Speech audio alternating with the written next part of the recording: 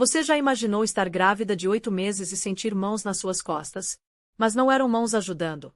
Não eram mãos amorosas, eram mãos empurrando. E aí, você cai. 22 degraus de mármore. Seu crânio racha no chão. Seu pulso quebra. E lá em cima, no topo da escada, a amante do seu marido está te observando, sorrindo, sussurrando uma única palavra. Ops. Agora, respira fundo, porque isso não é só mais uma história de traição. Isso aqui vai muito além. Estamos falando de um caso de 2 anos, uma obsessão de 20 anos, 47 milhões de reais roubados e uma conspiração tão absurda que você não vai acreditar que é baseada em fatos reais. Mas olha, eu te faço uma promessa. Até o final dessa história, você vai ver uma mulher quebrada renascer das cinzas. Você vai ver os culpados pagarem por cada mentira. E você vai presenciar uma vingança tão satisfatória, tão completa, que vai querer levantar e aplaudir. Fica comigo até o final, porque quando essas imagens aparecerem no tribunal, cara, você não vai querer perder isso. A última coisa que ela ouviu antes do corpo bater no mármore foi aquele sussurro. Ops. Uma palavra. Suave como seda, fria como gelo. Cheia de satisfação. Então a gravidade tomou conta. O tempo ficou estranho, elástico. Cada segundo durava uma eternidade enquanto ela despencava pela escadaria daquela mansão. 22 degraus de mármore. Ela só ia descobrir esse número depois. 22 degraus entre a mulher que ela tinha sido e a mulher que ela ia se tornar. As mãos dela voaram pro abdômen enquanto caía. 8 meses de gravidez. 32 semanas construindo aquela vida dentro dela. Todo instinto, cada fibra do ser dela gritava uma coisa só. Proteja o bebê. Proteja o bebê. Protege o bebê. O ombro dela bateu no corrimão de ferro. A dor explodiu pelo braço inteiro. O quadril rachou contra o degrau, depois outro, e outro. O corpo dela se contorceu, se enrolou tentando proteger aquela barriga inchada dos impactos que não paravam de vir. O lustre de cristal acima dela girava. A luz se espalhava pela visão dela como estrelas quebradas. O cheiro de polidor de limão invadiu as narinas dela. Aquele mesmo produto que as empregadas usavam toda terça-feira. Ela sempre amou aquele cheiro. Agora ele ia assombrá-la para sempre. O pulso dela dobrou num ângulo que enviou uma dor aguda por todo o braço. Ela ouviu algo estalar. Sentiu os ossos se mexendo onde não deviam se mexer. O chão de mármore vinha voando em direção a ela. Ela ouviu o próprio crânio conectar com a pedra. Um baque horrível que pareceu ecoar pelo hall inteiro da mansão. O som era molhado, pesado, definitivo. A última imagem gravada na mente dela foi Sloane Fitzmore. Parada no topo da escada. Perfeitamente imóvel. Observando. Um sorrisinho brincando no canto dos lábios. Aqueles lábios pintados de vermelho que ela tinha elogiado na festa de Natal da empresa mês passado. Que tom lindo, ela tinha dito. Combina muito com você. Sloane tinha sorrido naquela hora também. O mesmo sorriso que ela usava agora. O sorriso de uma mulher que tinha conseguido exatamente o que queria. Então a escuridão engoliu tudo. Ela voltou devagar. Como se estivesse nadando através de água escura em direção a uma luz distante e vacilante. A jornada parecia infinita. Toda vez que achava que estava perto de romper a superfície, algo a puxava de volta para baixo. Vozes iam e vinham. Mãos a tocavam. Máquinas apitavam em ritmos que ela não conseguia entender. Finalmente, depois do que podia ter sido horas, ou dias, ou semanas, ela abriu os olhos. Teto branco. Luzes fluorescentes agressivas. O cheiro de desinfetante hospitalar, químico, errado. Tão diferente do polidor de limão da casa dela. Será que ainda era a casa dela? Algum dia tinha sido. Ela tentou se mexer e a dor explodiu no pulso. Um grito suave escapou dos lábios antes que ela pudesse segurar. Mary, Mary, você tá me ouvindo? O rosto de Harper entrou em foco. Sua melhor amiga desde a faculdade de enfermagem. Elas tinham se conhecido estudando um cadáver na aula de anatomia, as duas com cara de nojo mas determinadas a não serem as primeiras a vomitar. 12 anos de amizade construídos naquele momento de fraqueza compartilhada. Agora Harper parecia pior do que ela jamais tinha visto. Olheiras profundas. Linhas de preocupação marcando a testa. O rabo de cavalo normalmente perfeito estava desgrenhado, fios escapando para todo lado. Quanto tempo ela tinha ficado sentada naquela cadeira de plástico desconfortável? O bebê. A voz dela saiu arranhada, como se tivesse engolido o vidro quebrado. A mão dela foi pro abdômen. Ainda redondo, ainda ali. Mas ainda estava se mexendo. O bebê ainda estava vivo. Ela não conseguia sentir nada através da névoa de dor e medicação. O pânico arranhou o peito dela com dedos afiados e desesperados. O bebê tá bem. Harper agarrou a mão dela, apertou forte. Quase forte demais. O bebê tá perfeito. Batimento cardíaco forte, sem sofrimento fetal. Você protegeu ela, Mary. Mesmo caindo, mesmo com tudo, você protegeu ela. Lágrimas escorreram dos cantos dos olhos dela. Um alívio tão intenso que doía fisicamente. Mais doloroso que o pulso quebrado, as costelas machucadas, a pulsação no crânio. Ela contou na cabeça do jeito que a doutora Brennan tinha ensinado nas consultas pré-natais. 1, 2, 3, respira, sente, espera. Então ela sentiu. Um chutinho contra a palma da mão. Forte, insistente, exigindo atenção do jeito que a filha dela já fazia mesmo antes de nascer. A pequena lutadora ainda estava lá. Ainda sobrevivendo. Ainda se recusando a desistir. O que aconteceu? Ela sussurrou. As lembranças estavam embaçadas, fragmentadas. Como um espelho que tinha sido despedaçado e colado de volta às pressas. Pedaços estavam faltando, outros estavam no lugar errado. Ela lembrava de escadas. A escadaria principal que ela tinha descido milhares de vezes ao longo de 6 anos de casamento. Lembrava de alguém atrás dela. O clique de saltos no mármore. O cheiro de perfume caro que não era o dela. E aquela palavra. Aquela palavra horrível e satisfeita. Ops. Você caiu, Harper disse cuidadosamente. O treinamento de enfermeira dela era evidente no tom medido, na escolha cuidadosa das palavras. Na mansão. Descendo a escada principal. A Lúcia te encontrou no chão. Ela ligou pro SAMU. Lúcia. A empregada que eles tinham contratado 3 meses atrás para ajudar a preparar pro bebê. Uma mulher calorosa de 40 e poucos anos, com olhos gentis e mãos capazes. Eficiente, confiável. Ela tinha gostado dela imediatamente, tinha se sentido segura com ela na casa. Cadê o Preston? Algo passou pelo rosto de Harper. Uma sombra, uma escuridão. O aperto na mão dela ficou quase imperceptível mais forte. Ele tá a caminho. A caminho. Ela tentou se sentar e imediatamente se arrependeu. O quarto inclinou violentamente. A cabeça pulsava com uma dor que batia atrás do olho esquerdo como um segundo coração. Náusea rolou pelo estômago. Há quanto tempo eu tô aqui? 6 horas.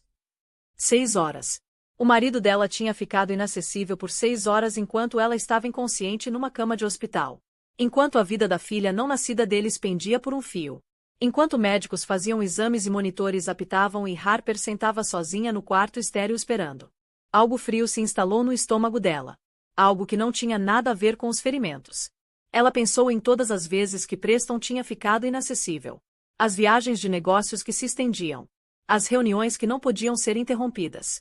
O telefone que estava sempre no silencioso quando ela precisava dele. Ela tinha arranjado desculpas por anos. Ele era ocupado. Ele era bem-sucedido. Ele estava construindo algo importante. Mas 6 horas? Enquanto a esposa grávida dele estava no hospital? A porta se abriu e uma mulher de jaleco branco entrou. Doutora Catherine Brennan. Ela reconheceu das consultas pré-natais. Calma, competente. O tipo de médica que te fazia sentir segura só de entrar na sala. Senhora Short, que bom ver você acordada. A doutora checou os monitores, fez anotações no tablet. Os movimentos dela eram eficientes, praticados. Você tem uma concussão moderada severa. Seu pulso esquerdo está fraturado em 2 lugares. Você tem múltiplas contusões no quadril e no ombro, 3 costelas machucadas e algumas lacerações superficiais que precisaram de pontos. Você vai ficar dolorida por semanas, talvez meses. Ela fez uma pausa, olhou para ela com algo parecido com espanto. Mas o bebê, sua filha é notavelmente resiliente. Nós monitoramos ela continuamente desde que você chegou. Batimento cardíaco forte e estável. Sem sinais de descolamento de placenta, sem sofrimento fetal, sem indicação de nenhum trauma. Honestamente, senhora Short, eu já vi quedas de alturas muito menores terminarem em tragédia. O fato de você e seu bebê terem sobrevivido com os ferimentos que vocês têm é nada menos que milagroso. Milagrosa. Com sorte. Essas palavras continuavam sendo aplicadas à situação dela. Mas ela não se sentia sortuda. Ela se sentia quebrada, confusa. Como se o chão debaixo dos pés dela tivesse mudado e ela não conseguisse encontrar o equilíbrio. Doutora, Harper disse baixinho, a polícia tá aqui. Eles querem falar com ela. O coração dela falhou uma batida. Polícia? Por que a polícia estaria aqui? A doutora Brandon e Harper trocaram um olhar. Aquela comunicação silenciosa entre profissionais médicos que sempre significa que algo estava sendo deixado sem dizer. Algo importante. Algo que mudaria tudo. Tem algumas perguntas sobre sua queda, a doutora Brennan disse cuidadosamente, escolhendo cada palavra com precisão. Sobre como aconteceu. Eles precisam do seu depoimento quando você estiver pronta. Eu caí escada abaixo. É o que aconteceu. Eu perdi o equilíbrio e caí. Mary. Harper se inclinou mais perto. A voz dela caiu para mal acima de um sussurro. Íntima, urgente. A Lúcia encontrou algo na babá eletrônica. A babá eletrônica. Ela tinha quase esquecido dela. Preston tinha insistido em instalar no mês passado. Pro bebê, ele disse. Para vigiar o quarto da criança. Para ter certeza que tudo vai estar seguro. Eles tinham testado ela no corredor de cima porque o quarto do bebê não estava pronto ainda. Os pintores ainda estavam trabalhando no mural. Os móveis não tinham chegado. O corredor de cima. Onde as escadas começavam. Onde ela estava em pé antes de cair. O que ela encontrou? Antes que Harper pudesse responder, a porta se abriu de novo. Preston entrou como se fosse dono do lugar. O que tecnicamente ele era. Preston Ashford era dono de muita coisa. Uma empresa de tecnologia valendo 400 milhões de reais. Uma mansão nas colinas com 14 quartos e vista para a cidade inteira. Uma frota de carros de luxo. Um jato particular. Uma casa de férias em Aspen. Um apartamento em Manhattan. E um iate ancorado em Mônaco. E ela. Por 6 anos, ele tinha sido dono dela também. Ela só não tinha percebido até esse momento. Meredith. Ele atravessou pro lado da cama em 3 passadas longas. Pressionou um beijo na testa dela. Os lábios dele estavam frios. O hálito cheirava a café e algo mais. Algo floral. Familiar. Graças a Deus você tá bem. Eu vim assim que soube. 6 horas, ela disse baixinho. Levou 6 horas. Eu estava em reuniões. Meu celular estava desligado. Você sabe o quão importante é a revisão trimestral. Os membros do conselho vieram de Tóquio. Eu não podia simplesmente sair. A mão dele encontrou a dela. O gesto parecia automático, ensaiado. Como algo que ele tinha visto em filmes e agora estava performando para uma audiência. Eu tô aqui agora. É isso que importa. Ela estudou o rosto do marido. Queixo quadrado. Olhos azuis. Os fios prateados atravessando o cabelo escuro nas têmporas que ela sempre achou distinguidos. Bonito naquele jeito corporativo. Como um homem que pertencia em capas de revista e em salas de diretoria. Ela tinha se apaixonado por aquele rosto uma vez. Tinha confiado naquele rosto com a vida dela, o futuro dela, o coração dela. Agora ela procurava nele algo que não conseguia nomear. Algo que deveria estar lá e não estava. Preocupação. Medo. Amor. A expressão que ele usava estava errada de alguma forma. Como uma máscara que não se encaixava direito. Senhora Ashford. Um homem apareceu na porta. Ombros largos, olhos cansados. O tipo de exaustão que vinha de ver muita escuridão humana. Um distintivo estava preso no cinto. Dourado, oficial. Sou o detetive Thomas Brennan. Sem parentesco com a doutora, antes que pergunte. Tenho algumas perguntas sobre o acidente da sua esposa.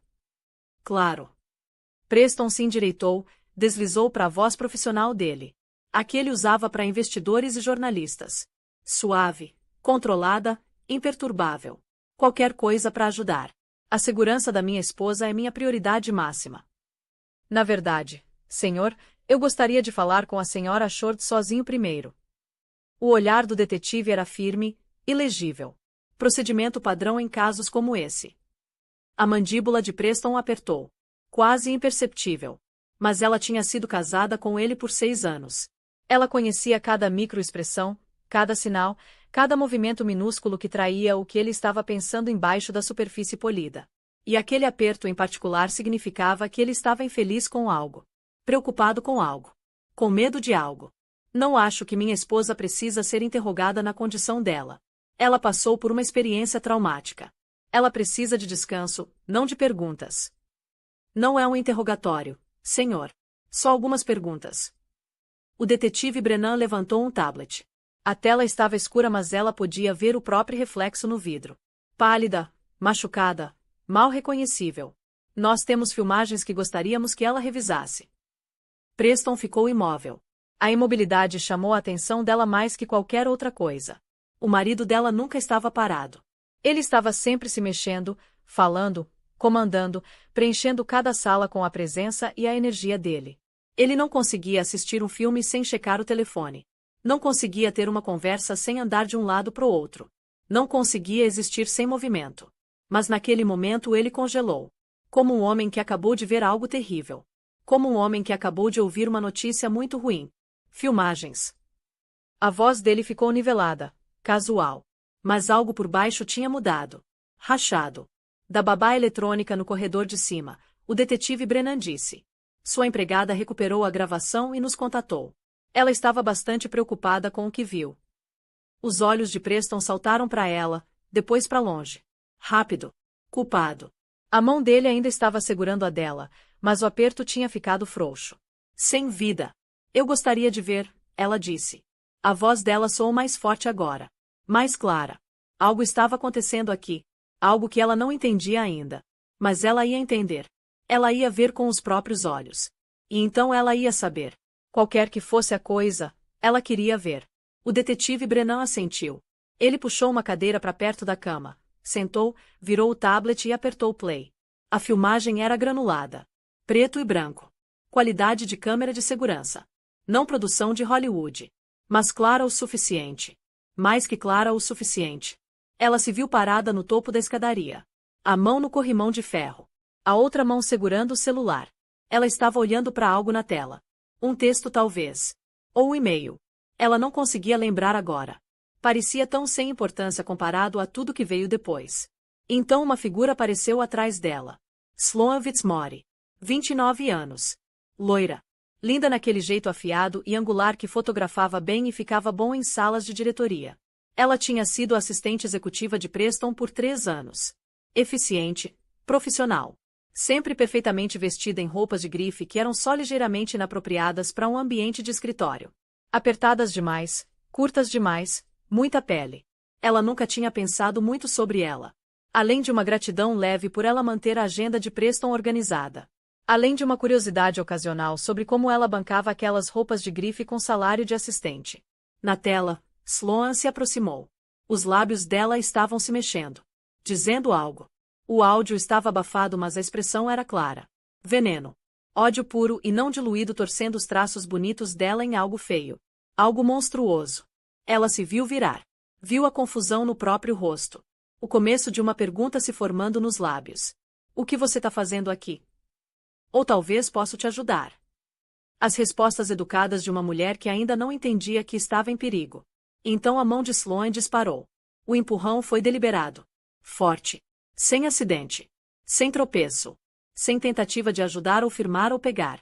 Sloan Fitzmaurice colocou as 2 palmas abertas contra as costas dela e empurrou com toda a força. Um empurrão violento e proposital projetado para mandar ela despencando 22 degraus de mármore abaixo. O tablet mostrou ela caindo. Tombando. O corpo batendo nos degraus como uma boneca de pano. Braços se agitando. Pernas se torcendo. A impotência horrível de alguém sem controle sobre o próprio corpo. Então o rosto de Sloan preencheu o quadro. Ela tinha se movido pro canto da escada. Olhando para baixo onde ela tinha pousado. Observando. Os lábios dela se curvaram num sorriso pequeno e satisfeito. O sorriso de uma mulher que tinha realizado algo que estava planejando há muito tempo. Então a expressão mudou. Se transformou. Horror substituiu satisfação num instante. A boca dela se abriu num grito praticado. Ela correu escada abaixo com urgência teatral. A performance era impecável. Colega preocupada correndo para ajudar. Espectadora inocente que testemunhou um acidente terrível. Ninguém teria sabido. Exceto que a câmera sabia. A câmera viu tudo. A tela do tablet escureceu. O quarto do hospital ficou completamente silencioso. Harper tinha a mão pressionada sobre a boca. Lágrimas desciam pelo rosto dela. A doutora Brennan estava congelada perto dos monitores. A compostura profissional rachada. O detetive Brennan observava todos eles com olhos cuidadosos e avaliadores. E Preston? Preston estava encarando o tablet com uma expressão que ela nunca tinha visto antes. Não horror com o que Sloan tinha feito. Não raiva da mulher que tinha tentado matar a esposa grávida dele. Não tristeza ou choque ou nada das coisas que um marido amoroso deveria sentir nesse momento. Nem mesmo surpresa. Medo. Preston Ashford estava com medo. Mas não com medo por ela. Com medo de outra coisa inteiramente. com medo do que isso significava, do que isso revelava, do que ia acontecer agora. Onde você conseguiu isso? A voz dele saiu áspera, estrangulada. Isso é propriedade privada. Você não pode simplesmente pegar filmagens da nossa casa sem um mandado. Sua empregada forneceu voluntariamente, senhor. O tom do detetive Brennan tinha ficado plano. Profissional. O tom de um homem que tinha visto reações culpadas o suficiente para reconhecer uma quando via. Ela testemunhou as consequências e garantiu a evidência antes que alguém pudesse adulterá-la. Adulterar? O que você está insinuando? Isso é claramente um mal-entendido. A Sloan provavelmente estava tentando pegar ela. Minha esposa perdeu o equilíbrio e a Sloan tentou ajudar. O ângulo faz parecer errado, mas tenho certeza que se você conversar com a Sloan ela pode explicar tudo. Ela ouviu as palavras, mas elas não faziam sentido. Elas viu sair da boca do marido e elas podiam muito bem estar em língua estrangeira. Ele não estava defendendo ela. Ele não estava exigindo a prisão de Sloan. Ele nem estava perguntando se ela estava bem. Ele estava protegendo Sloan. Você sabia. Ela disse isso. O quarto ficou silencioso de novo. De alguma forma ainda mais silencioso que antes. O tipo de silêncio que precede terremotos e explosões e o fim de tudo familiar. Preston finalmente olhou para ela. Realmente olhou para ela. E nos olhos dele ela viu tudo o que precisava saber. A culpa. O cálculo. O jeito que ele já estava planejando o próximo movimento dele. O jeito que ele sempre esteve 3 passos à frente jogando um jogo que ela nem sabia que existia. Meredith, vamos não fazer isso aqui. Vamos não fazer uma cena. Você tá ferida. Você precisa descansar. A gente pode conversar sobre isso depois. Em particular, quando você estiver se sentindo melhor. Há quanto tempo, Preston? Ele passou a mão pelo cabelo. Aquele gesto familiar de frustração. De aborrecimento. O mesmo gesto que ele fazia quando ela perguntava muitas coisas sobre a agenda dele. Quando ela queria conversar sobre o relacionamento deles. Quando ela fazia qualquer coisa que o inconveniasse. Ela sempre tinha pedido desculpas quando ele fazia aquele gesto. Tinha recuado. Tinha se dito que estava sendo exigente demais. Carente demais. Demais. Não mais. É complicado, ele disse. Ela me empurrou escada abaixo. Ela tentou matar nosso bebê. A mão dela encontrou o abdômen de novo. Protetoramente. Instintivamente. Sentindo por aquele chute. Reconfortante. E você tá protegendo ela. Você tá parado aí defendendo a mulher que tentou assassinar sua filha. Há quanto tempo isso tem acontecido? A boca de Preston se abriu. Fechou. Abriu de novo. Pela primeira vez no casamento, o marido dela parecia não ter palavras. Sem explicação suave. Sem desvio charmoso. 2 anos, ele finalmente disse. As palavras caíram como pedras na água parada. Criando ondas que se espalhariam para sempre. Mudando tudo. Mais ou menos. 2 anos. 730 dias de mentiras. 2 anos de noites tardias que não eram realmente sobre trabalho.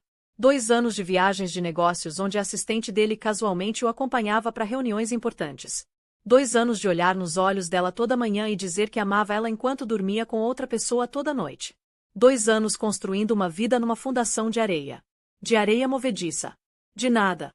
Ela começou a rir. O som a surpreendeu. Áspero e quebrado e completamente errado para um quarto de hospital. Mas ela não conseguia parar. O absurdo de tudo. O absurdo devastador. Ela tinha confiado nele. Ela tinha amado ele. Ela tinha dado a ele tudo o que tinha para dar. E ele tinha estado traindo ela o tempo todo. Sai. Ela disse quando a risada morreu. Meredith, deixa eu explicar. Não é o que você pensa. A Sloan e eu, a gente tem uma conexão. Mas não significa que eu não te amo. Essas coisas são complicadas. Adultos entendem isso. Relacionamentos são nuançados. Detetive Brennan. Ela não olhou para Preston. Não conseguia olhar para ele. Se olhasse para ele ela podia quebrar completamente. Eu quero pressionar acusações. Agressão. Tentativa de assassinato. Seja lá o que você conseguir fazer pegar. Eu quero ela presa. E eu quero que ela pague pelo que fez. Já feito, Sra. Shord. A voz do detetive era gentil agora. Quase bondosa. A voz de alguém que tinha entregado esse tipo de notícia antes. Que sabia como lidar com os pedaços quebrados de vidas despedaçadas. A senhorita Fitzmore foi detida há 1 hora. Ela tá alegando que você caiu. Que ela tentou pegar você. Que isso é tudo um terrível mal-entendido. A filmagem mostra o contrário. Sim, mostra. Preston ainda estava parado ali. Ainda ocupando espaço. Ainda respirando o mesmo ar. A presença dele era sufocante. Contaminante. Ela não aguentava. A visão dele a fazia fisicamente doente. Eu disse para sair. A gente precisa conversar sobre isso. Privativamente.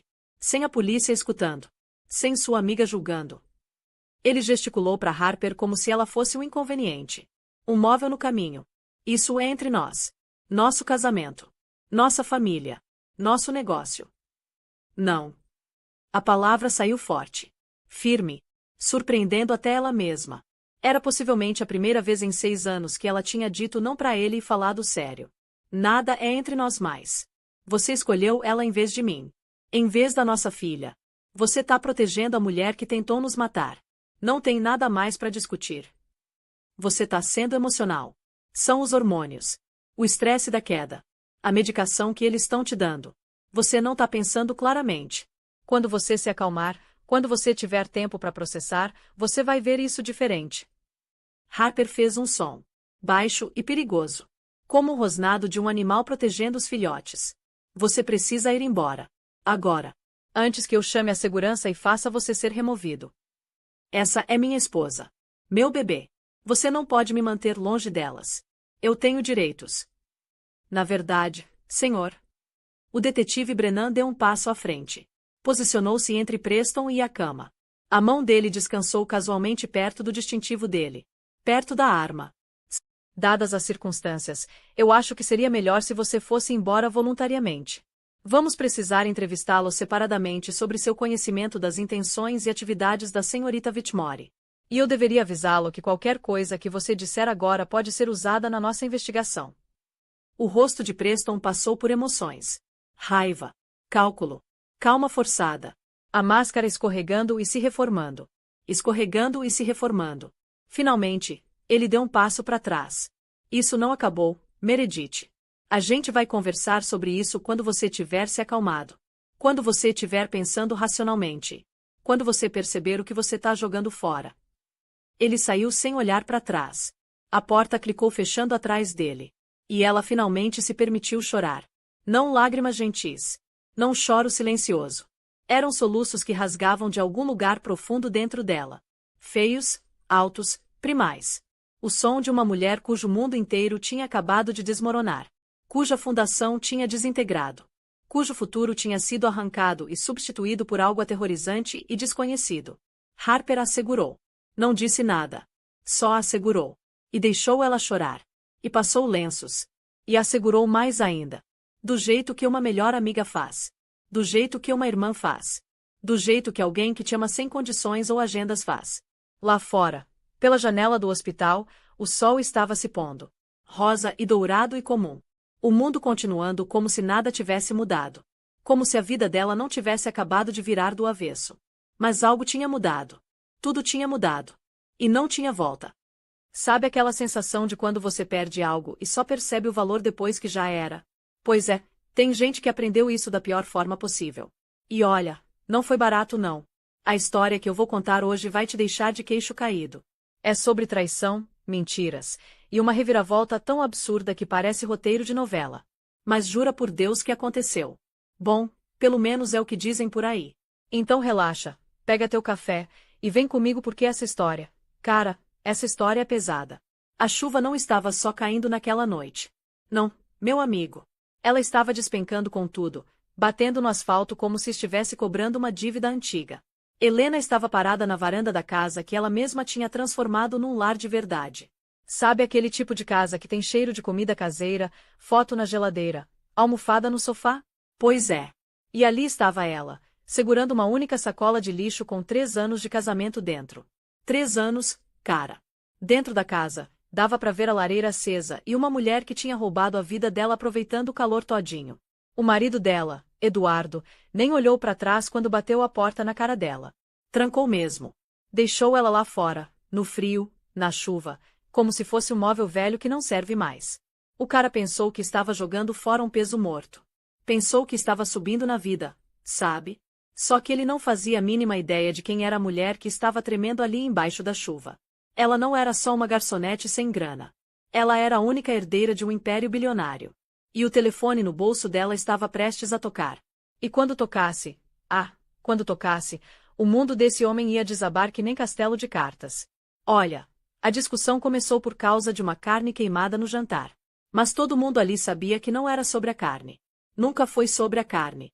Era sobre o fato de que Eduardo tinha acabado de ser promovido a vice-presidente sênior lá na empresa dele, e Helena, com aqueles cardigãs de brechó, as mãos calejadas e aquele jeito quieto, não combinava mais com a imagem de sucesso que ele queria mostrar.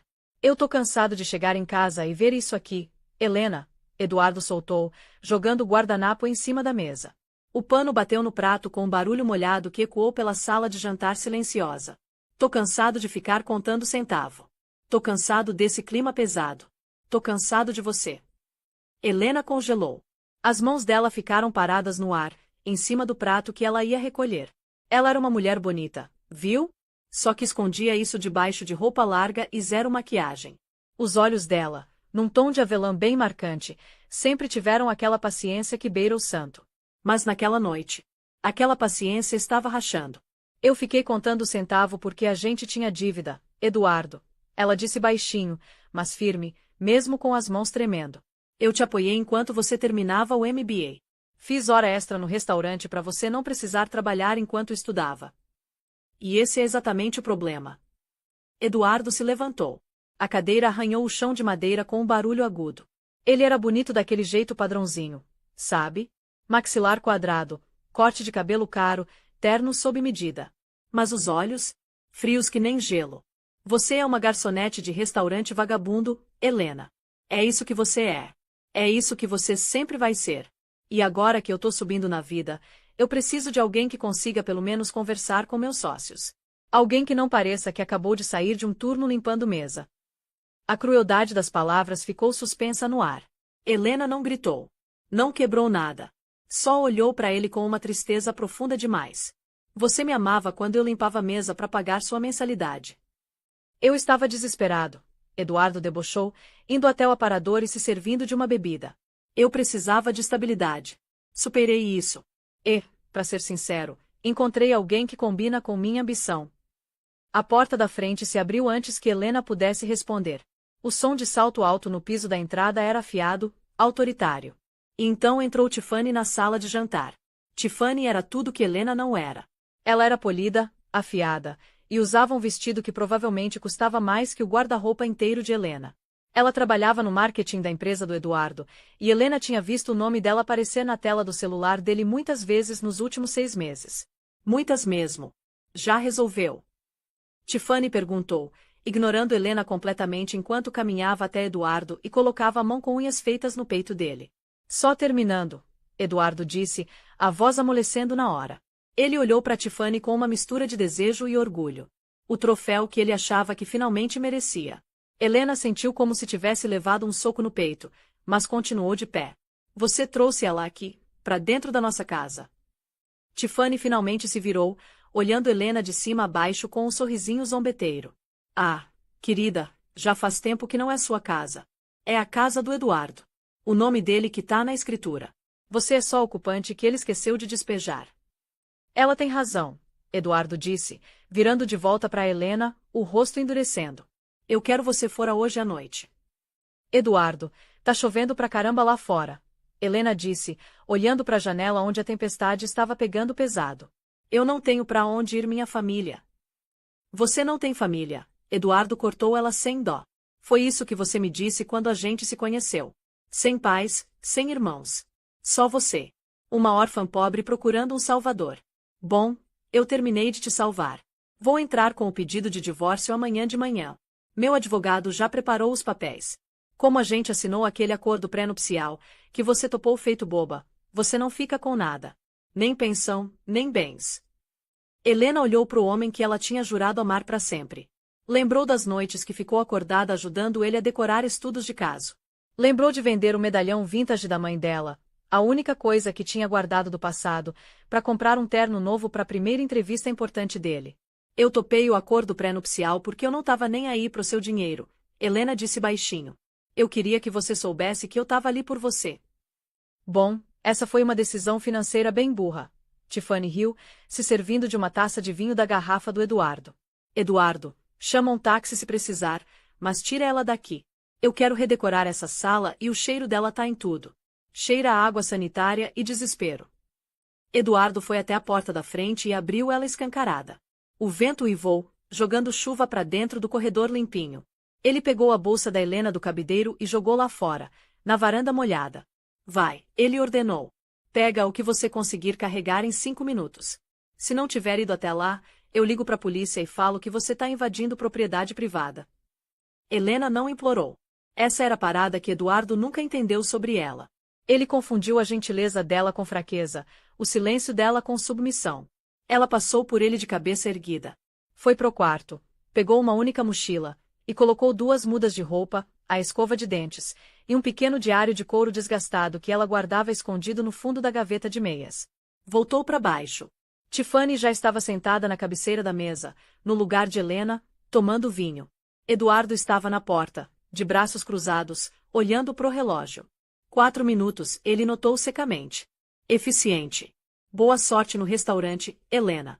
Talvez você consiga um caminhoneiro que tenha pena de você. Helena saiu para a varanda. A chuva gelada encharcou ela na hora, grudando o cabelo no rosto. Ela se virou uma última vez. Você acha que melhorou de vida, Eduardo? Helena disse, a voz cortando o som da chuva. Você acha que ganhou. Mas você não faz ideia do que acabou de jogar fora. Você queria um troféu, não uma esposa. Só lembra desse momento quando o brilho passar. Tchau, Helena, Eduardo disse, e bateu a porta na cara dela. A tranca clicou. Helena ficou ali parada por um momento, a água escorrendo pelo pescoço. Ela estava tremendo, mas não só de frio. Uma calma estranha estava começando a tomar conta dela, substituindo o choque. Ela desceu a entrada de carros, saindo daquela casa de subúrbio que tinha sido a prisão da mediocridade dela. Chegou no fim do quarteirão e achou abrigo debaixo do toldo de uma padaria fechada. As mãos dela estavam tremendo quando ela enfiou a mão no bolso molhado e pegou o celular. Era um modelo velho, tela rachada, bateria morrendo. Ela ficou olhando para ele por um bom tempo. Por 3 anos, ela tinha vivido uma mentira. Não uma mentira maldosa, mas necessária. Ela queria saber se o amor era real. Se alguém conseguia amar Helena, a pessoa, não Helena, a herdeira. Ela tinha saído de um mundo de jatinhos particulares, festas de gala e expectativas sufocantes para encontrar algo autêntico. Ela tinha encontrado Eduardo. E agora ela sabia a verdade. A autenticidade era rara, e ela tinha apostado no homem errado. O dedo dela pairou sobre um contato salvo simplesmente como escritório. Era um número que ela não discava havia 1995 dias. Ela apertou ligar. Tocou uma vez. 2. Operações globais, linha privada de Carlos Valente. Quem fala? Uma voz profissional e cortante atendeu. Era Roberto, o amigo mais antigo do pai dela e advogado pessoal. Roberto. Helena sussurrou, a voz falhando. Sou eu. É a Helena. Houve um silêncio mortal do outro lado da linha. Depois o som de uma cadeira sendo empurrada para trás e uma confusão de papéis. Senhorita Helena. A voz do Roberto perdeu o tom profissional, substituído por choque e alívio. Meu Deus, é você mesmo. A gente tinha investigadores procurando. Seu pai tem estado. Onde você está? Tô em Chicago, ela disse, olhando para a rua encharcada de chuva. Eu terminei, Roberto. O experimento acabou. Eu tava errada. Você tá em segurança. Tô na rua, ela admitiu. Eu não tenho nada. Fica exatamente onde você está, Roberto comandou, a voz ficando firme. Liga seu GPS. Eu tô mandando o jato pro O'Hare imediatamente, e vou ter um carro blindado aí em 20 minutos. Ele sabe. O seu marido sabe. Não, Helena disse, olhando um carro de luxo respingar uma poça d'água na calçada perto dela. Ele acha que eu sou garçonete. Ele acabou de me expulsar por uma mulher que combina com a imagem corporativa dele. Garçonete, Roberto repetiu, um rosnado baixo e perigoso no tom dele. Ele expulsou a filha de Carlos Valente para a chuva. Expulsou mesmo. Entendi, Roberto disse. Senhorita Helena, seu pai está atualmente numa reunião de conselho em Tóquio, mas eu tô conectando ele agora. Ele tem esperado essa ligação por 3 anos. Um momento depois, a linha clicou. Helena. A voz era rouca, poderosa e inconfundivelmente familiar. Era a voz que movia mercados e derrubava concorrentes. Mas agora, soava quebrada. Oi, pai. Helena soluçou, finalmente deixando as lágrimas caírem. Onde você está, filha? Me diz quem te machucou. Me diz que eu vou queimar o mundo deles até o chão. Eu tô voltando para casa, pai, ela disse. E eu acho que tô pronta para assumir meu lugar na empresa. Ótimo, Carlos Valente disse. Porque eu acabei de comprar o conglomerado que é dono da empresa do seu marido. A gente tem muito trabalho pela frente. Helena abaixou o telefone, olhando de volta para casa onde Eduardo e Tiffany provavelmente estavam brindando ao futuro deles. Um sorriso escuro e frio tocou os lábios dela pela primeira vez naquela noite. A garçonete tinha ido embora. A herdeira tinha voltado. Agora, vamos ver como as coisas vão ficar interessantes. O Rolls-Royce Phantom preto que deslizou até a calçada não parecia só caro. Parecia uma fortaleza sobre rodas. Cortou as poças d'água com uma graça silenciosa e aterrorizante. A porta de trás abriu antes mesmo das rodas pararem completamente de rolar. Um homem de terno escuro saiu segurando um guarda-chuva grande e preto. Ele ignorou a chuva encharcando os sapatos caros dele e correu para proteger Helena. Senhorita Valente, ele disse, a voz baixa e respeitosa. Eu sou Arthur. Seu pai me enviou. Por favor, entre. Tá quentinho aqui dentro. Helena hesitou por uma fração de segundo. O nome Valente parecia estranho na língua dela depois de 3 anos sendo só Helena, a garçonete. Mas quando o vento frio cortou a jaqueta encharcada de brechó, ela deu um passo à frente. Deslizou nos bancos de couro aquecidos. O cheiro de limão fresco e mogno rico envolveu ela. Era o cheiro da infância dela. Arthur fechou a porta, cortando o barulho da tempestade e da cidade. Dentro havia uma taça de cristal com água e um cobertor grosso de cachemir dobrado no banco. Temos roupas novas para a senhora no aeroporto. Arthur disse do banco da frente enquanto a divisória baixava levemente. O Gulfstream tá abastecido e pronto para decolar para Nova York. Seu pai tá vindo de Tóquio para encontrar a senhora na propriedade. Helena enrolou a cachemir nos ombros tremendo. Olhou pela janela escura enquanto o carro passava pelo restaurante onde ela tinha feito turnos duplos. Viu a placa de Precisa se piscando na vitrine. Ela tinha esfregado aqueles pisos de joelhos. Tinha aguentado clientes gritando com ela por causa de sopa fria. Tinha feito tudo isso para construir uma vida humilde e honesta com Eduardo. Arthur. Sim, senhorita. Alguém na empresa do Eduardo já sabe da aquisição. O comunicado à imprensa sai amanhã de manhã às 8. Arthur respondeu. A holding do seu pai, Valente Global, adquiriu 60% de controle acionário. O conselho está em pânico, mas o pessoal em geral não sabe de nada. Helena se recostou, os olhos endurecendo. Ótimo. Garante que meu nome fique fora do comunicado. Eu quero ser listada apenas como consultora interina de transição. Sem fotos. Entendido. Posso perguntar qual é o seu plano? Helena tocou a aliança barata no dedo, torceu ela e puxou. Deixou cair no cinzeiro de cristal embutido na porta. Eu vou inspecionar meu novo investimento. E vou limpar a casa. Enquanto isso, de volta na casa, o clima era de festa. Eduardo tinha pedido sushi do caro, aquele tipo que ele nunca deixava Helena comprar, e aberto uma segunda garrafa de vinho. Tiffany já estava navegando em catálogos de móveis no tablet, planejando como apagar a presença de Helena da sala. Esse sofá tem que sair, Tiffany disse, torcendo o nariz. É tão bege e sem graça.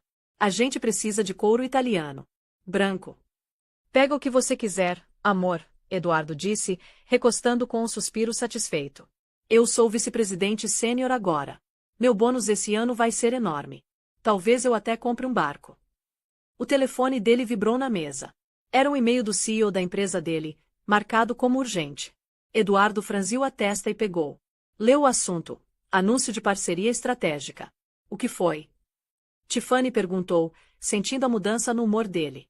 Fomos comprados, Eduardo murmurou, rolando o texto. Algum conglomerado enorme chamado Valente Global. Eles estão assumindo o controle majoritário com efeito imediato. Tiffany se sentou ereta. Isso é ruim? Você vai perder o emprego. Eduardo riu, balançando a cabeça. Perder meu emprego? Tiff, eu sou o maior vendedor da divisão de vendas. Empresas como a Valente compram empresas como a nossa para ganhar dinheiro. Eles cortam a gordura, não o músculo. Se alguma coisa, isso é ótimo. A administração antiga era conservadora demais. Esses caras novos provavelmente vão me dar um aumento quando virem meus números. Ele jogou o telefone de volta.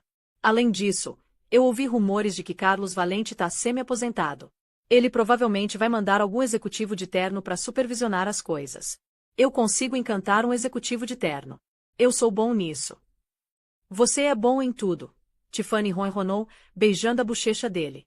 E agora você não tem aquele peso morto de esposa te segurando. Você tá livre para voar, Eduardo. Por nós, Eduardo brindou, batendo a taça dele na dela. Pro topo. Ele dormiu profundamente naquela noite, sonhando com escritórios de canto e iates. Ele não sabia que o executivo de terno vindo para supervisionar o destino dele era a mulher que ele tinha deixado parada na chuva. 3 dias depois, Helena estava na frente de um espelho de corpo inteiro na suíte master da propriedade Valente nos Hamptons. A mulher olhando de volta era irreconhecível.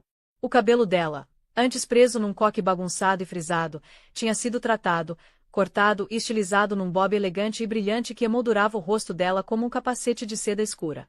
A pele dela, normalmente pálida e cansada de turnos longos, brilhava com os melhores tratamentos que o dinheiro podia comprar.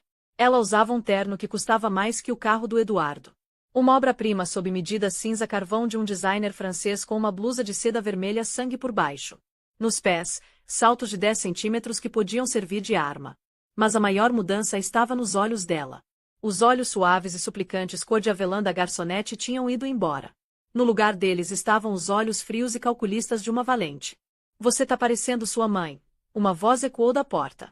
Helena se virou para ver Carlos Valente parado ali. Ele era um homem mais velho, imponente, com cabelo prateado e ombros que pareciam carregar o peso do mundo. Ele caminhou até ela e puxou ela num abraço de urso. Eu senti sua falta, filha, ele disse, a voz grossa de emoção. Não faz isso de novo nunca mais. Não desaparece assim.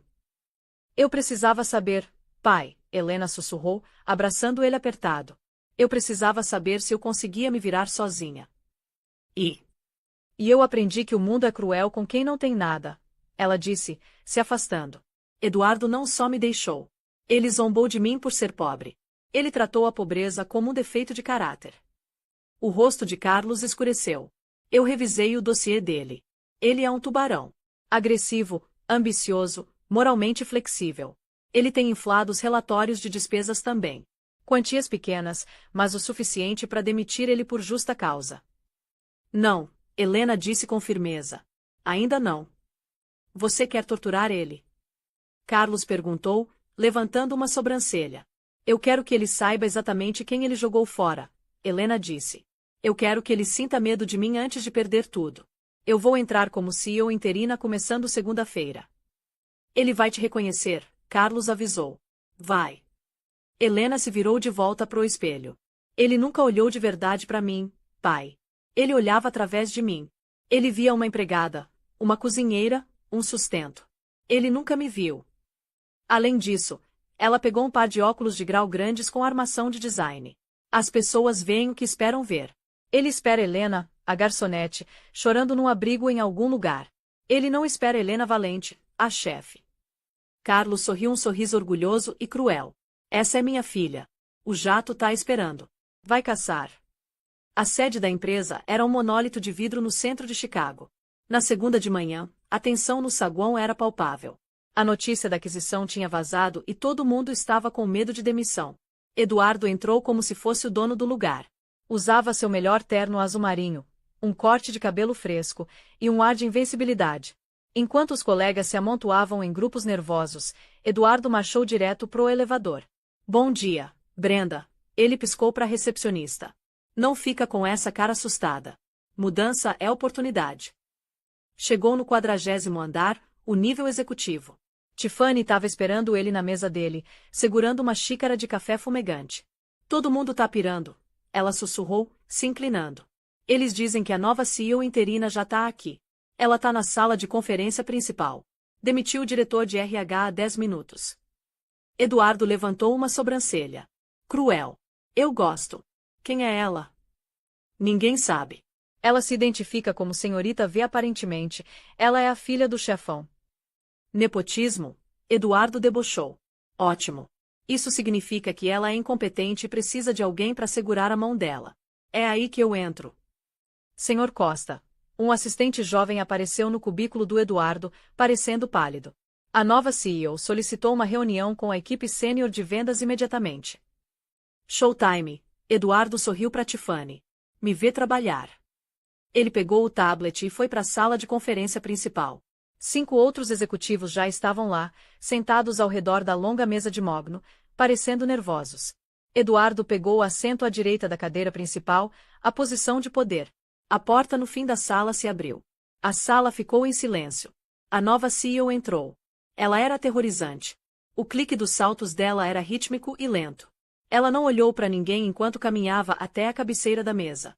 Colocou uma pasta fina sobre a superfície de madeira e permaneceu de pé. Eduardo ficou olhando. Tinha algo familiar na curva do maxilar dela, no jeito que ela segurava os ombros. Mas os óculos, o cabelo severo, a maquiagem e a aura de poder absoluto jogavam ele para longe. Ela não parecia em nada com a mulher que usava camisetas largas e cheirava a gordura de restaurante. Sentem, ela comandou. A voz era mais baixa, mais afiada que a de Helena. Eu sou a senhorita Valente, ela disse, escaneando a sala. O olhar dela pousou no Eduardo por uma fração de segundo. Ele sentiu o arrepio descer a espinha, mas não sabia por quê. Ela não piscou. Não reagiu. Olhou para ele como se ele fosse uma peça de mobília do escritório. Eu tô aqui para reestruturar essa divisão falida. Falida? Eduardo falou, exibindo seu sorriso charmoso. Senhorita Valente, com todo o respeito, essa equipe registrou lucros recordes este trimestre. Especificamente minhas contas. Suas contas, ela interrompeu, pegando um controle remoto e clicando num botão. A tela de projetor atrás dela acendeu. Mostrava um gráfico com um declínio acentuado. São construídas em contratos voláteis de curto prazo que estão sangrando dinheiro em custos de retenção. Você fecha negócios, Sr. Costa, mas não os mantém. O sorriso do Eduardo vacilou. Eu trago as baleias. Manutenção é com a equipe de atendimento ao cliente. Nessa empresa, ela disse, se inclinando para frente, as mãos espalmadas na mesa. Nós valorizamos longevidade, lealdade, integridade. Ela deixou a palavra integridade pairar no ar. Atributos que parecem estar faltando nessa mesa. Ela caminhou ao redor da mesa, circulando como uma pantera. Parou atrás da cadeira do Eduardo. Ele conseguia sentir o perfume dela. Era caro, sândalo e jasmim. Isso desencadeou uma memória profunda e confusa no fundo do cérebro dele, mas ele empurrou para longe. Helena usava spray corporal de baunilha da farmácia. Essa mulher cheirava a dinheiro. Eu revisei os arquivos de pessoal. Ela continuou, passando por ele. Metade de vocês é redundante. Até o fim da semana, 3 de vocês vão embora. O pânico percorreu a sala. No entanto, ela pausou, se virando de volta para encarar eles. Eu tô disposta a dar uma chance para vocês provarem seu valor. Temos um cliente potencial chegando de Dubai na sexta. Sheikh Al Hassan. Ele tá procurando investir 200 milhões em imóveis americanos. Os olhos do Eduardo se arregalaram. Essa comissão sozinha seria suficiente para comprar o barco e uma casa de verão. Quem conseguir a conta Al Hassan, ela disse, os olhos travando nos do Eduardo, fica. O resto de vocês será avaliado para demissão. Eu aceito, Eduardo disse imediatamente, se levantando. Eu tenho experiência com clientes internacionais. Tem. Senhorita Valente perguntou friamente. Esse cliente é tradicional. Ele valoriza a família, honra. Ele não faz negócios com homens que ele não respeita. Eu consigo lidar com ele, Eduardo insistiu. Eu sou o melhor fechador que você tem. Muito bem, ela disse. O Sheikh está organizando um gala na sexta-noite no Ritz. Vocês todos estão convidados. Vocês têm até lá para preparar suas apresentações. Mas fiquem avisados, eu vou estar lá observando. Um deslize, um momento de falta de profissionalismo, e vocês estão fora. Dispensados. Eduardo juntou suas coisas, o coração batendo forte. Ele tinha que ganhar isso. Enquanto ele passava por ela para sair da sala, ela falou de novo. Senhor Costa. Ele parou e se virou. Sim, senhorita Valente. Ela olhou para a gravata dele. Uma gravata que Helena tinha comprado para ele no aniversário dele ano passado. Essa gravata é barata. Não combina com sua nova ambição. Queima ela. Eduardo ficou vermelho, a mão indo pro colarinho. Sim, senhora. Ele saiu da sala pisando duro, sentindo-se pequeno pela primeira vez em anos. De volta dentro da sala de conferência, Helena esperou até a porta fechar com um clique. Sentou na cadeira de couro, as pernas tremendo, finalmente cedendo. Tinha levado cada grama da habilidade de atuação dela para não gritar com ele.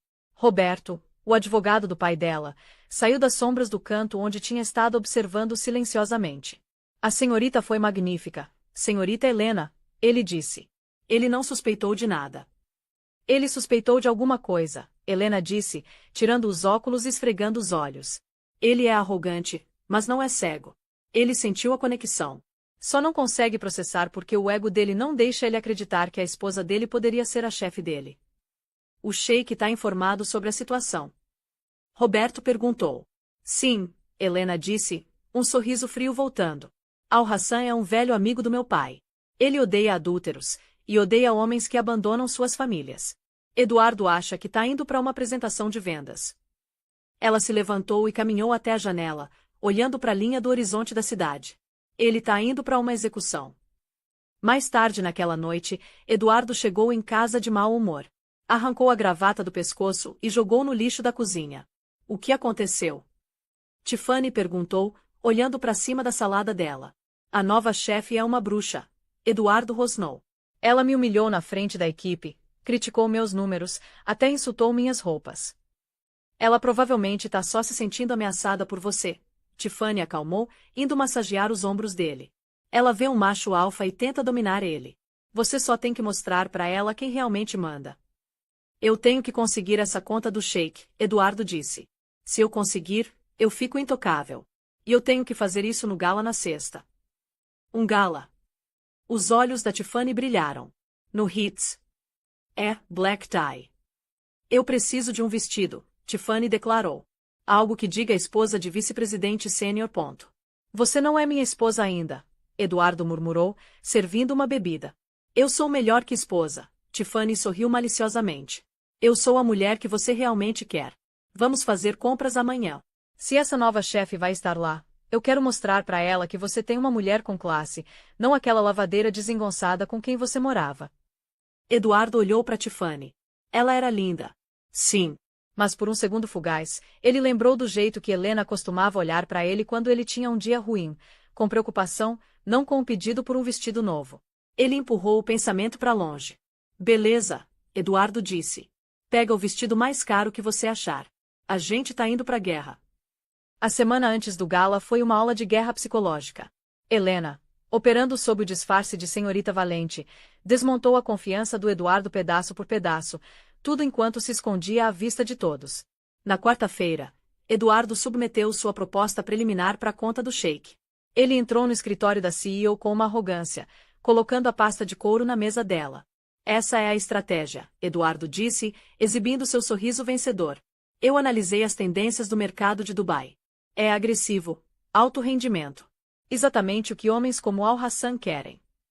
Helena não levantou os olhos do laptop. Ela estava usando óculos de leitura que obscureciam os olhos dela, e o cabelo estava preso tão apertado que puxava os traços dela numa máscara severa. Deixa. Eu vou revisar. 2 horas depois, a linha telefônica interna do Eduardo tocou.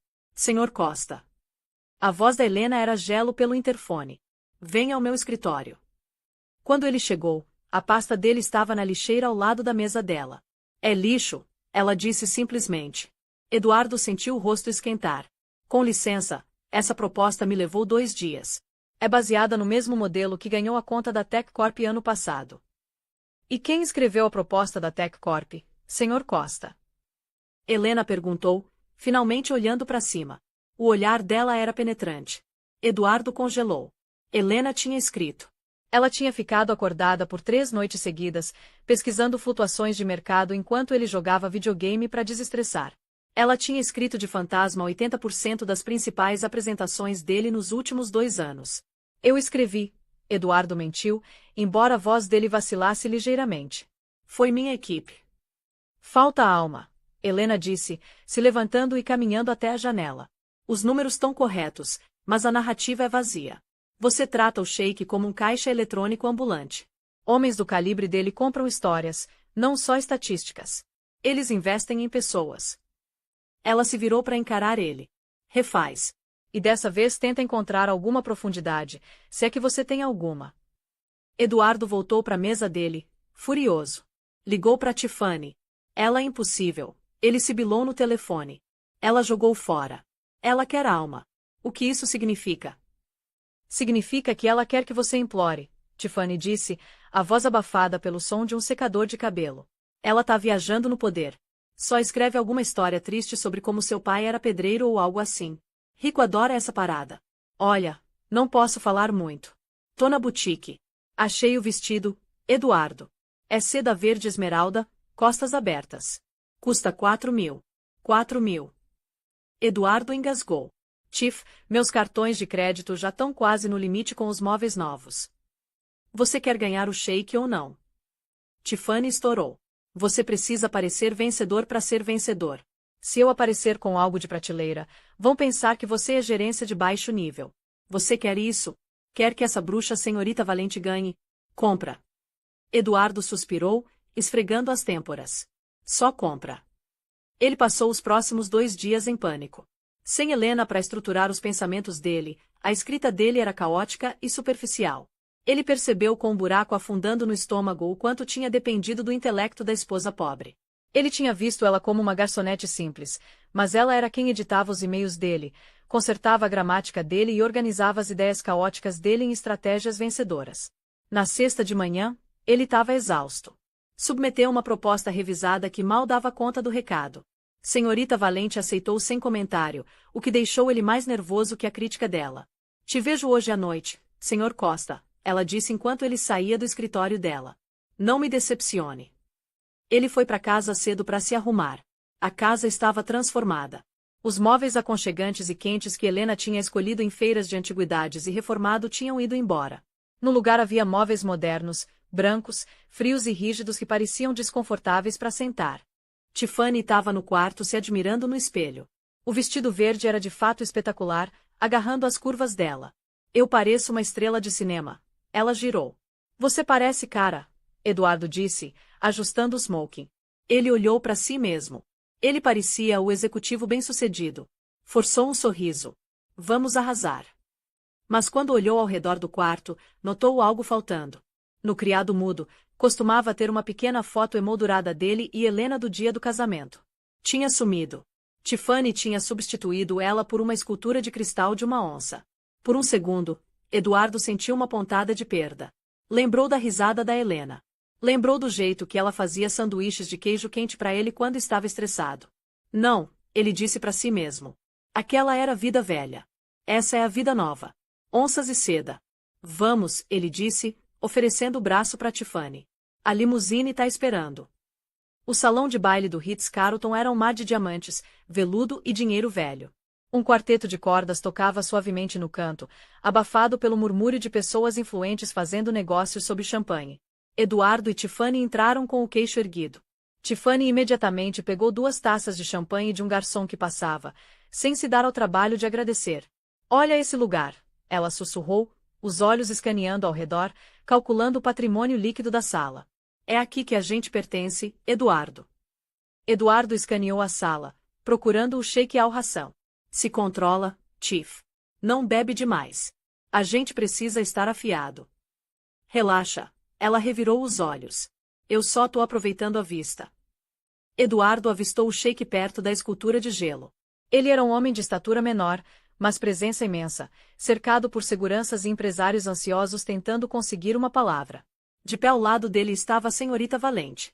A respiração do Eduardo ficou presa na garganta. Ela estava usando um vestido de veludo azul meia-noite que parecia absorver a luz. Era conservador, com mangas longas e gola alta, mas as costas eram abertas, revelando pele pálida e elegante. Ela não usava joias exceto por um único pingente de safira maciço que descansava contra a garganta. O cabelo dela estava preso num coque intrincado e elaborado. Ela não parecia uma CEO. Ela parecia realeza. Quem é aquela? Tiffany perguntou, a voz tingida de ciúme instantâneo. É minha chefe, Eduardo sussurrou.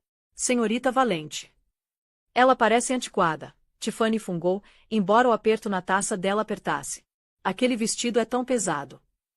Vem, Eduardo disse, endireitando a gravata. É agora ou nunca.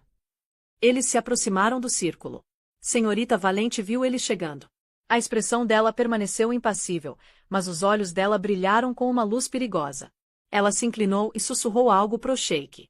O Sheik acenou lentamente, os olhos escuros fixando no Eduardo. Ah, o Sheik disse, a voz profunda e com sotaque. Senhor Costa. A senhorita Valente me contou muito sobre você. Espero que tenham sido coisas boas, Vossa Excelência, Eduardo disse, curvando-se ligeiramente. Ele acenou para Tiffany. Posso apresentar minha parceira, Tiffany.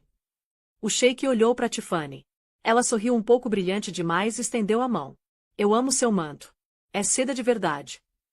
Eduardo quis morrer. O manto era um bis tradicional, uma capa cerimonial de alta honra. O Sheik não pegou a mão dela. Apenas acenou. É uma vestimenta tradicional. Sim. Tecida à mão. Ele se virou de volta pro Eduardo, dispensando Tiffany inteiramente. A senhorita Valente me diz que você é o melhor homem na empresa. Ela diz que você é ambicioso. Eu gosto de pensar que sim, Eduardo disse, tentando se recuperar. Eu acredito em agarrar oportunidades. Acho que minha proposta descreve exatamente como podemos maximizar seu portfólio no Centro-Oeste. Eu li sua proposta, o Sheik disse. É adequada. Mas negócios não são só sobre números, Senhor Costa. São sobre confiança. Um homem que não pode ser confiado em sua casa não pode ser confiado com meu ouro. O Sheik tomou um gole de água com gás. Me diga, você é casado? Sim, eu vejo uma marca de bronzeado no dedo onde um anel costumava estar. Eduardo congelou. Ele inconscientemente cobriu a mão esquerda com a direita. Os papéis do divórcio nem tinham sido servidos ainda, mas ele tinha tirado o anel dias atrás. Eduardo gaguejou. Eu tô passando por uma separação. Uma separação. O Sheik levantou uma sobrancelha. Trágico. Ela faleceu. Não, Eduardo disse, suando agora. Ele sentiu os olhos da senhorita Valente perfurando ele. Ele tinha que virar isso. Não podia parecer um homem que largou a esposa por um modelo mais jovem. Ela estava doente. Mentalmente. Foi um casamento muito difícil. Eu a apoiei por anos, paguei por tudo, tentei conseguir ajuda para ela. Mas no fim ela se recusou a crescer. Ela se tornou um fardo que ameaçava minha carreira. Tive que fazer a escolha difícil de sair pela minha própria sanidade. Ao lado dele, Tiffany acenou vigorosamente. Ela era louca. Totalmente desequilibrada. Eduardo é um santo por ter aguentado ela. O ar no círculo pareceu cair 10 graus. Senhorita Valente deu um passo à frente. O rosto dela estava calmo, mas a voz era afiada o suficiente para cortar vidro. Um fardo, ela repetiu. Você diz que ela era pobre, sem educação. Ela era garçonete, Eduardo debochou, ganhando confiança da mentira dele. Ela não tinha ambição. Ela não entendia o mundo dos negócios. Ela só queria pegar carona no meu sucesso. O Sheik olhou para a senhorita Valente. É verdade, senhorita Valente. Você conhece essa mulher. Eu conheço ela muito bem, senhorita Valente disse suavemente. Ela parece terrível. Tiffany acrescentou, rindo. Imagina ser uma mulher adulta esperando mesas enquanto seu marido é VP. É constrangedor. O Sheik colocou a taça numa bandeja que passava com um estalo afiado. Na minha cultura, o Sheik disse, a voz ecoando ligeiramente, atraindo a atenção de convidados próximos, nós oramos as mulheres que nos constroem. Nós não as descartamos quando chegamos ao topo. Você diz que essa mulher era pobre. Você diz que ela não tinha nada. Ela não tinha nada, Eduardo confirmou. Senhor Costa, senhorita Valente falou. Você reconhece a pedra no meu pescoço. Eduardo piscou, confuso pela mudança súbita de tópico. Olhou para Safira. Era do tamanho de um ovo de codorna, cercada por diamantes impecáveis. É um colar bonito. É a estrela de Bombaim. O Sheik corrigiu ele. Tem estado na família Valente por 3 gerações. Foi dada para a filha de Carlos Valente no aniversário de 18 anos dela. Ela desapareceu da sociedade 3 anos atrás. Ela queria viver uma vida normal, encontrar um homem que a amasse por ela mesma, não pelos bilhões dela. Eduardo sentiu o sangue escorrer do rosto. A sala começou a girar. 3 anos atrás. Uma vida normal. Ele olhou para a senhorita Valente. Olhou de verdade para ela. Olhou além do cabelo, além da maquiagem, além do vestido de alta costura. Olhou para as mãos dela. No pulso direito, mal visível sob a manga de veludo, tinha uma pequena cicatriz de queimadura em forma de lua crescente. Helena tinha conseguido aquela cicatriz 2 anos atrás do forno, fazendo um assado de aniversário para ele. Os joelhos do Eduardo cederam. Ele agarrou o braço da Tiffany para se equilibrar. Helena? Ele sussurrou. O nome saiu como um suspiro estrangulado. Tiffany olhou para ele, confusa. O que você disse? Helena não sorriu. Não gritou. Simplesmente levantou a mão e removeu os óculos, entregando para um garçom. Oi, Eduardo, ela disse. A voz era a voz que ele conhecia. A voz que costumava sussurrar eu te amo no escuro. Mas agora era a voz de uma juíza entregando uma sentença de morte. Mas você é garçonete, Eduardo gaguejou, o cérebro fazendo curto-circuito. A gente estava quebrado. A gente tinha dívidas. Eu paguei suas dívidas, Helena disse calmamente. Eu paguei sua mensalidade anonimamente através de uma fundação de bolsas. Paguei pelo seu carro. Vivi com salário de garçonete porque eu queria ser sua parceira, não sua mãe rica. Eu queria construir algo real. Ela deu um passo mais perto dele. A multidão tinha ficado em silêncio. Todo mundo estava assistindo. Eu te dei meu coração, Eduardo. E você jogou na lama por uma assistente de marketing e um sofá de couro branco. Isso é uma piada, Tiffany berrou, o rosto manchando de vermelho. Você tá mentindo. Ela é ninguém. Silêncio, o sheik latiu. Ele se virou para Helena e se curvou baixo, um sinal de imenso respeito. Minha querida Helena, parte meu coração te ver tratada assim. Quando seu pai me contou a história, eu não acreditei que um homem poderia ser tão tolo. Mas eu vejo agora. Ele não é um homem. Ele é uma criança segurando um diamante que ele confunde com vidro. Eduardo olhou do sheik para Helena. A realidade da situação caiu sobre ele como um arranha-céu desabando. Ele não tinha só largado a esposa. Ele tinha largado a herdeira da empresa que agora era dona dele. Tinha largado a filha do homem mais poderoso da indústria. Helena, Eduardo disse, a voz tremendo. Ele colocou a cara mais patética e suplicante. Estendeu uma mão. Amor, por favor. Eu não sabia. Se eu soubesse. Se você soubesse, você teria ficado. Helena terminou para ele. E é exatamente por isso que você falhou no teste. Ela se virou pro sheik. Vossa Excelência, acredito que temos negócios para discutir. Mas não posso ter convidados não convidados no meu gala. Concordo, o sheik disse. Ele estralou os dedos. 4 seguranças grandes materializaram da multidão. Espera, Eduardo gritou enquanto um guarda agarrava o braço dele. Helena, espera. A gente ainda é casado. Eu sou seu marido. Você não pode fazer isso. Na verdade, Helena disse, puxando um documento dobrado da bolsa de mão, eu posso. Você assinou o pré-nupcial, Eduardo. Lembra? Você estava tão preocupado que eu fosse pegar seu dinheiro. Ela jogou o papel nos pés dele. Você não fica com nada. Tira ele da minha vista. E a mulher? O guarda perguntou, olhando para Tiffany. Helena olhou para Tiffany. Tiffany estava tremendo, agarrando o vestido de 4.000. Ela pode ficar, Helena disse friamente. Eu quero que ela veja o que ela comprou com a traição dela. Mas ela vai ser escoltada pela saída de serviço quando terminarmos. Não.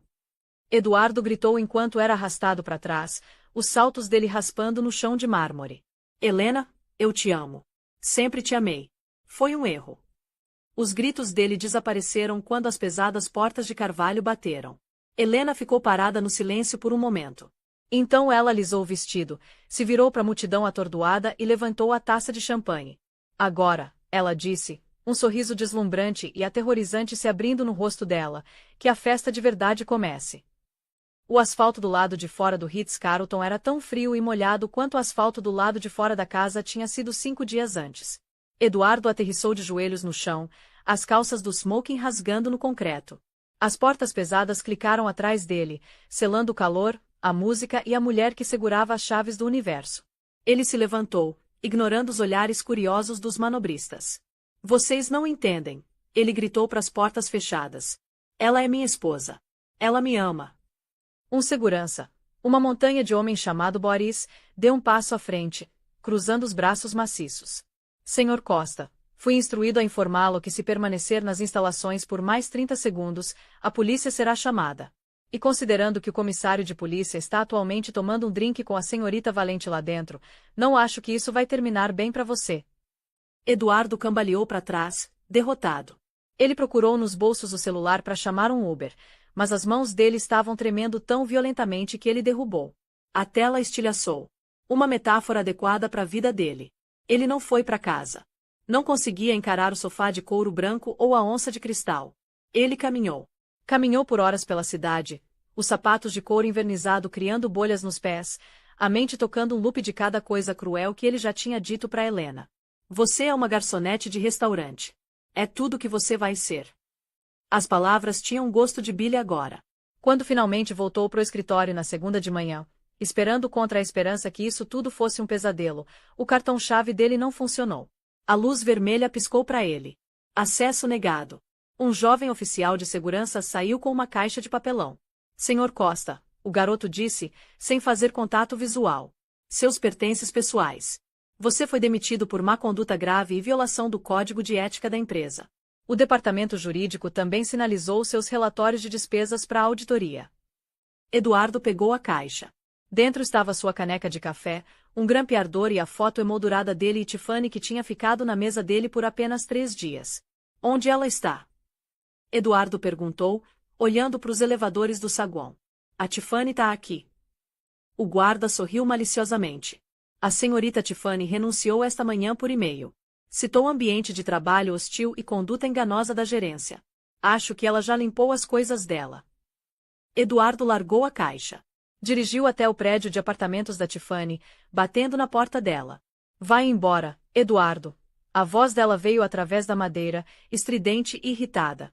Tiffany, amor, a gente pode consertar isso. Eduardo implorou. Eu vou arrumar outro emprego. Eu sou um vendedor top. A gente pode começar de novo. A porta abriu uma fresta, a corrente ainda posta. Tiffany olhou, o rosto sem maquiagem, olhos vermelhos de chorar. Não por ele, mas pela própria humilhação. Você é veneno, Eduardo, ela cuspiu. Você sabe o que aconteceu depois que te arrastaram para fora. Helena me fez ficar lá. Ela me apresentou pro Sheik como a mulher que coleta lixo. Todo mundo riu. A indústria inteira sabe. Ninguém vai me contratar e ninguém vai namorar comigo se eu estiver com você. Você tá na lista negra. Você tá quebrado. Você não é nada. Mas eu comprei o vestido para você, Eduardo sussurrou, a voz rachando. Eu entrei em dívida por você. Guarda o recibo. Tiffany bateu a porta. Eu queimei ele. A espiral descendente foi rápida e brutal. Sem o salário dele, a hipoteca da casa era impossível. O banco, que tinha estado tão ansioso para emprestar pro astro em ascensão, agora era impiedoso. O aviso de execução hipotecária chegou 2 semanas depois. Ele tentou vender os móveis novos, mas conseguiu centavos pelo valor. O sofá de couro branco estava manchado de vinho de uma noite que ele passou bebendo sozinho, chorando pela própria estupidez. Tentou conseguir entrevistas em empresas rivais. Ele tinha um currículo estelar, afinal. Mas toda vez que entrava no escritório, o entrevistador olhava para o nome dele, pausava e fazia uma ligação rápida. Então o clima mudava. Não estamos contratando no momento, Sr. Costa. A influência valente era invisível, mas onipresente. Helena não tinha dito ativamente para as pessoas não contratarem ele. Não precisava. A história da traição dele tinha se tornado folclore corporativo. Contratar Eduardo Costa era visto como um insulto ao Império Valente. E ninguém queria cruzar Carlos. Ou Helena.